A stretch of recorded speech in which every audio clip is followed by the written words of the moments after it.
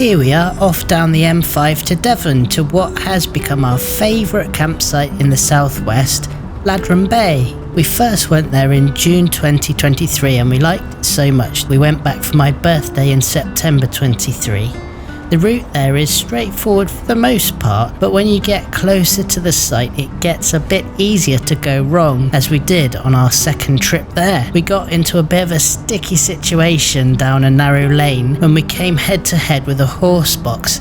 It was a bit of a stalemate as neither of us fancied traversing the narrow road in reverse, but eventually I reached out the window and pulled our mirrors in so we could squeeze past, albeit with that disconcerting scraping sound from the overgrown hedge. So the advice would be stick to these landmarks rather than faithfully following the sat-nav. The first thing to look out for, to be sure you're on the best route, is you should pass through the lovely little village of Newton Poppleford, the main road through which is the A3052. Follow the winding road through the village until you get to the roundabout and bear right towards Pickle Park.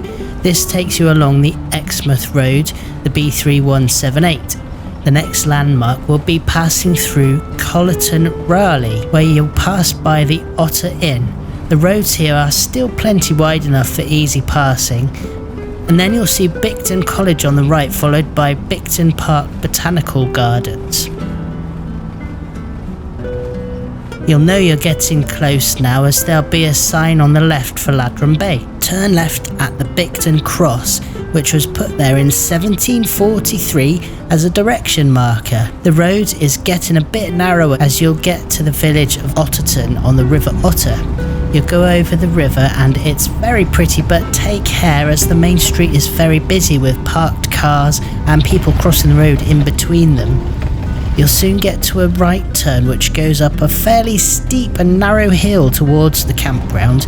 You might have to pull in to let other vehicles pass, but it's not too bad at all because it's only a very short distance before the entrance to the site. If you kept going past the entrance to the site you would run out of road as it basically turns into a footpath, but you can't miss the entrance to Ladram Bay. When you get in the site, you go down the hill and stop at a little reception hut at the bottom where someone will book you in and let you know all the necessaries. You have to turn around to go back up to the pitches, but it's not a problem as there's a big car park to manoeuvre in. The vans and caravans are pitched in an area they call the ridges, which are terraced rows up the side of the hill. It's great because no matter which plot you have, you will get a stunning outlook over the sea. On our first visit in June, they made it easy for us and gave us the first pitch on the first terrace.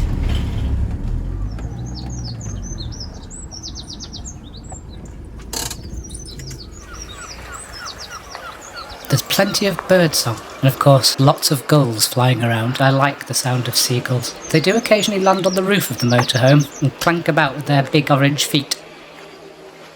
Hello. You can wave.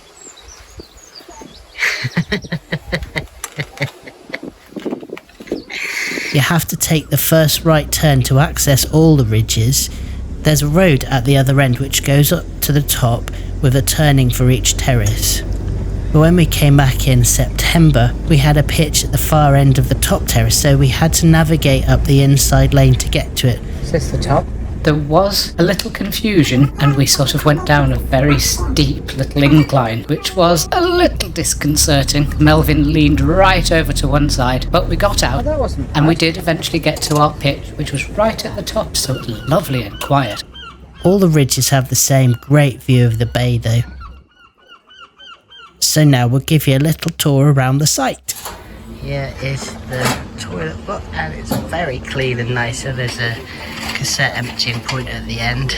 They have great ease of access to the facilities for disabled people. They have a designated toilet and shower room, which is incredibly clean and tidy. So that gets thumbs up. There you have it.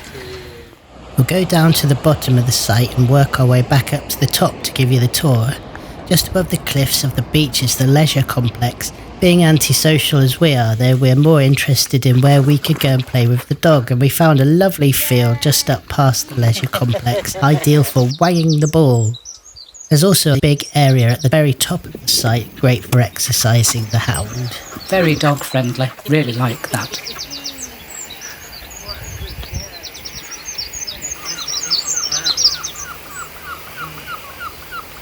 Back down at the bottom there's a huge and impressive looking thatched cottage which has been restored and is available to hire out. Down past the cottage and the leisure complex is the entrance to the beach. Dogs are not permitted on the beach itself, but are welcome at the little cafe which has a big mezzanine overlooking the entire bay. So Zoe and Keeva were able to have a drink and take in the atmosphere while I had a little wander along the shore. It would be nice if you could go on the beach off-season with the dog, but I understand there are people out there who unfortunately won't clean up after their dog. It is a family-orientated campsite, so that's understandable they want to keep it clean. It's a gorgeous spot with these spectacular red cliffs. The red sand colours the water a little bit, but just past the shoreline the sea is crystal clear and it felt lovely and warm for a paddle by September. All this bay belongs to the campsite. You can see the leisure complex just up there on the cliff. Lots of rock pools to poke around in.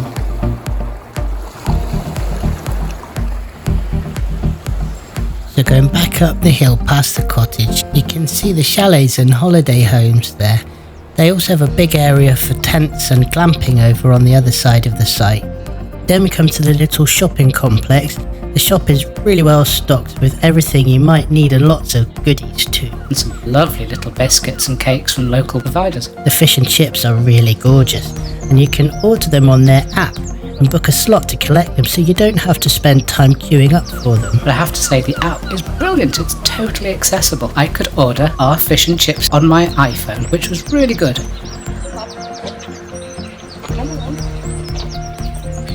This campsite is so quiet. It's lovely. A possible negative, which might affect anybody who has slight mobility issues, is the hill. It is quite steep in places, so it might be worth considering paying that little bit extra and reserving a pitch lower down on the terraces. We can speed it up with the Benny Hill music. Yeah. Here's Melvyn.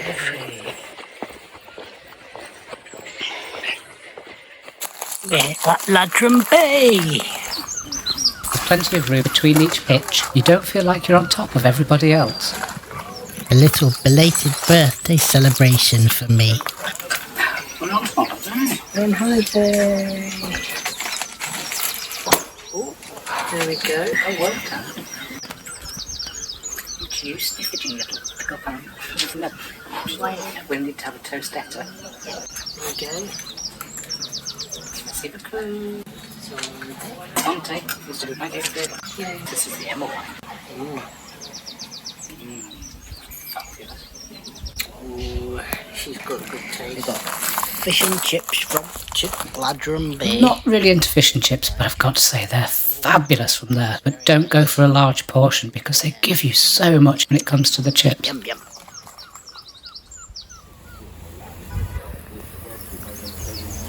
Wow, what a beautiful day.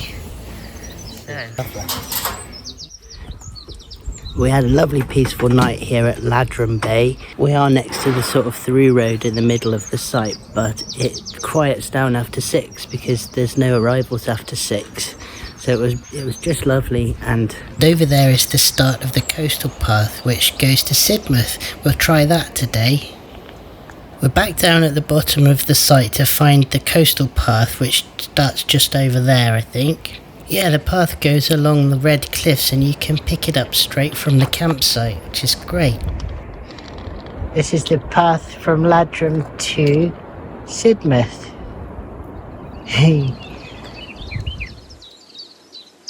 We're attempting to stomp up to High Point, which is the hill we could see from our spot on the campsite. It's a bit hard work, it's not very accessible, but we'll make it. Well, we made it to High Point. There's the caravan park. And the coastal walk goes all the way up from the caravan park to here. And then around that side, Exmouth is in that direction somewhere. So you can walk there within an hour apparently. It's beautiful. Well, Exmouth might well be in that direction, but it was Sidmouth we were aiming for. We just went through a patch of forest up to the hill. It's really lovely with all the bird song and peaceful and a little bit shady, which is nice on a hot day like today. But Keeva's always really impatient to keep moving.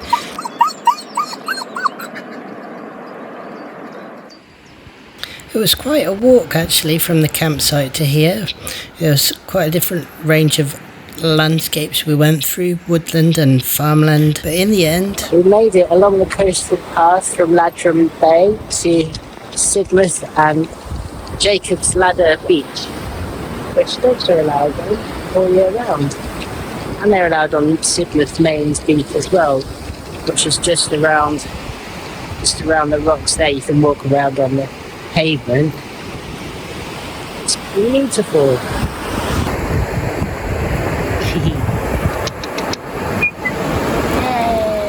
Keeva really enjoyed playing in the sea by the time we got there. It's nice and cool on the paws.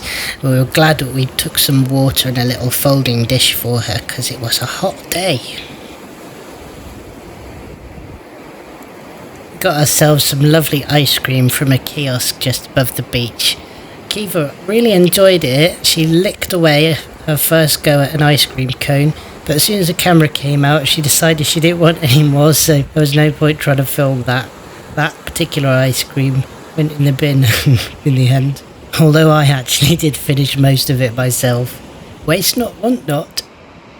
We were so fortunate with the weather for both times we went in June and September, but I can imagine that this beach is lovely even in a storm. It'd be great to walk along here and watch the waves out to sea. It was quite a long trek back to the campsite, but it was such beautiful scenery, we didn't mind. Keeva kept stopping for a rest in the shade and plenty of fresh water that we took with us, but it was worth it, for sure. Are you excited? About what? Getting back to Melvyn. Yeah. Taking your boots off. There's quite a walk for us unfit people. Sidmouth is lovely. If we can do it, pretty much most people can do it. Yes. Well, I thought Ladram Bay is fabulous. To be honest, I didn't think I would enjoy such a big commercial type site, but actually you can take or leave the bits that you want. You can go to the bar and watch the entertainment, or just enjoy the surrounding nature like we did. What are your thoughts about Ladram? Well, I think you pay extra for the location. It's definitely not the cheapest in the world, but it's worth the money as the pitches are fully serviced. So you've got electric hookup, you've got fresh water on each pitch, and grey water disposal. If you book out of high season, the prices do come down. But otherwise, I can't think of any negatives to go with it. So overall, Ladram Bay in Devon gets a big thumbs up from me.